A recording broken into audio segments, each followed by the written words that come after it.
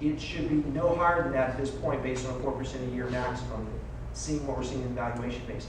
Now, it could go the other way. We could actually start to generate a lot more money. We could pay the bond off earlier. It's 3 borrowings over 5 years. If we are able to go and lobby Tallahassee or the Washington and get some money to help supplement some of these projects, we might not borrow as much. But Mike, how high can it go? The debt service is fixed. No, but how high can our millage rate go to pay this loan back? We have another double-digit recession. How high could you hit us with?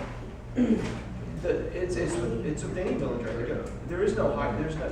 You have The to. sky's the limit? You're obligating. That's why you vote for it, to pay that debt, just like you do your mortgage. So the sky's the limit. Sky's the limit. No, Mike, That's. it's not about the sky. Most of us, I'll take a stab at this.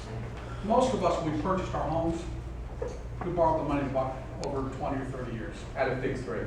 Whatever we were paying to with the bank. Okay?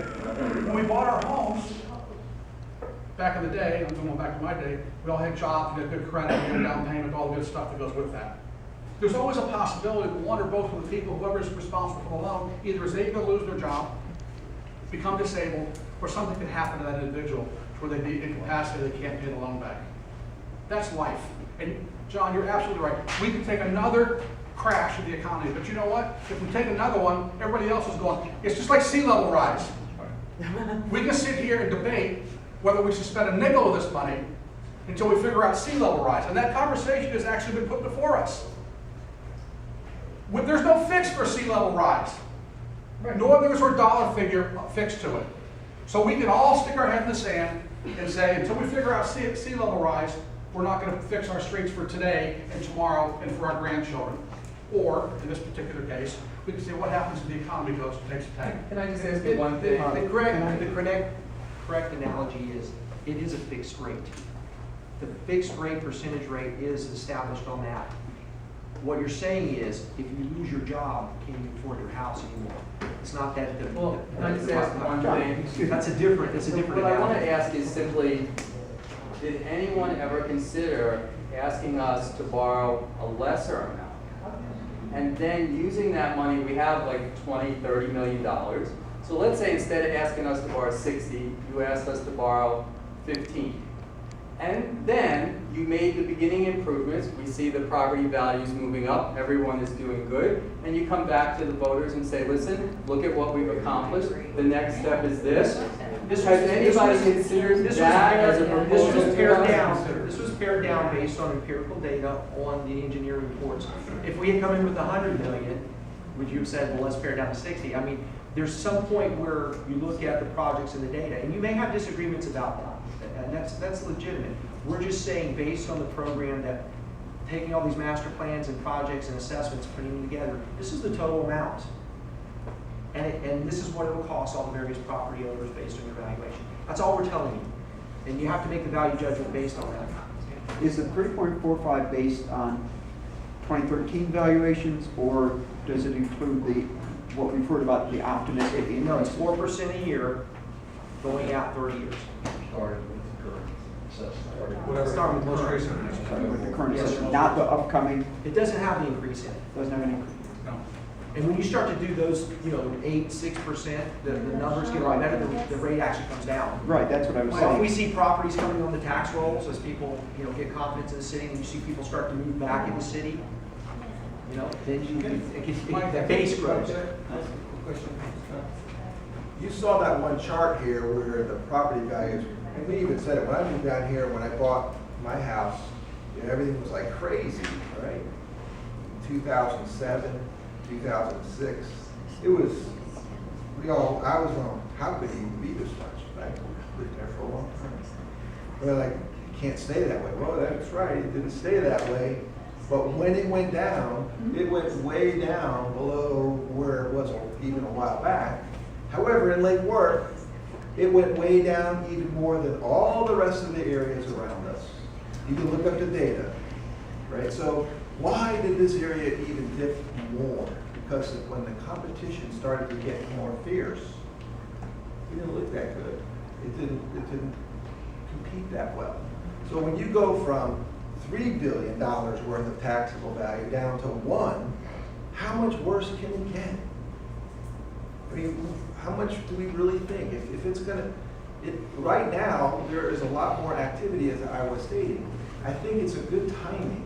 We wouldn't be bringing this to you if we didn't think it was good timing.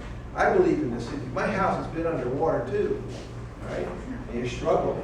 It's more of a thought of saying, do you want to stay where you're thinking about survival, or do you want to thrive?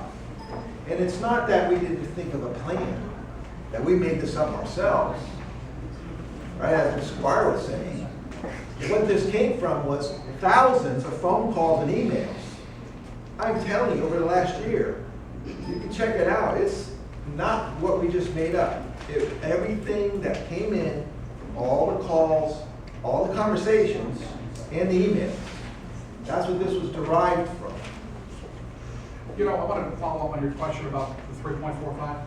I think what sometimes gets lost in the conversation, because there are, look, we put some charts up here and we're just kind of ripping through it and people are, picking up bits and pieces. The reality of it is, we've talked about the $63 million in terms of actually drawing down over 3 years. So it's important that we understand that what we may be asking you to do is give us the authority to go to the market and ask to borrow $63 billion, but we're only going to take down $28 million initially, which means in the first year, in terms of the first 2 years, in the first 2 years of this program, that number is not going to be 3.45. It's going to be a fraction of that because we're not. 1.8. It's 1.8. It's only going to be 1.8. Now, in theory, and again, this is all numbers, we can all play with the spreadsheet. But again, if our property values rise in those 2 years, as they're going to rise this year, and they continue to rise, there's going to be more money coming into the coffer. So when you take the next poll out of money, that number is not going to go up nearly as much as we thought it was going to be because more people are going to be paying into it. Okay, so let's not lose that. We're not going to go overnight to 3.45 mils. And it's going to be, how long is it going to be, Finance Director, so they can hit your tax bill? Length of the debt's 30 years. No, as far as if the voters approve it, by the time we actually go to market and it actually hits their tax bill, they can pay 2 years. 2 years, we would issue the debt in June 15, the tax bill would be the building in the latter part of calendar year 15. So it's roughly 2 years in the future, and with good fortune, the property values can bump another 2% probably. Okay, so you're saying that you'll get 23 million in the first hit, 28. 28, okay, and you're gonna do those projects, correct? What time, leave the time, do we realize that our property value increase on our investment? How long will that take? Would you ask it again? I think I know what you're asking, but ask it again. You know exactly what I'm asking. If I spend $28 million today to redo things, what leave the time will it take for me to realize the value of my investment? Are you saying, are you asking if your property will appreciate when?